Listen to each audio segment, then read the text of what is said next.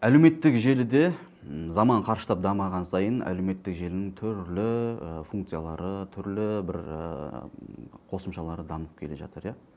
Әлеуметтік желіде дінді білімге негізделіп тарататын, діни бірлестікке қарасты мамандар бар. Сонымен қатар діни сауаты жоқ болған адамдарда діни білімді, діни мағлұматтар таратуда. Осы әлеуметтік желіде тарап жатқан ақпараттарды сүзгіден өткізу үшін ең негізгі нәрсе бізге білім керек болады.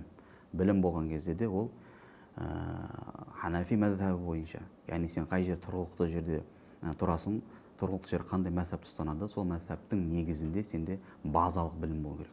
Егер де адамда базалық білім болмаса, әлгіндегідей түрлі діни топтардың немесе бұрыс болған ақпараттарды тарататын адамдардың жетегінде кетіп қалуымыз әбден мүмкін. Сондықтан да жамаатқа айтарымыз, дұрыс ұстаздардан, мешіт имамдарынан, немесе Қазақстан мұсылмандар діни басқармасына қарасты болған, сенімді болған ұстаздардың сабақтарын, дәрістерін тыңдау арқылы білім жинап, сосын барып келіп тұрған мағлұматты сүзгіден өткізу керек.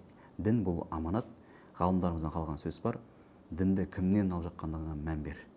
Себебі ертең әрбір айтқан сөзімізден сұраламыз. Ақыретте де сұраламыз, заң алдында да сұраламыз.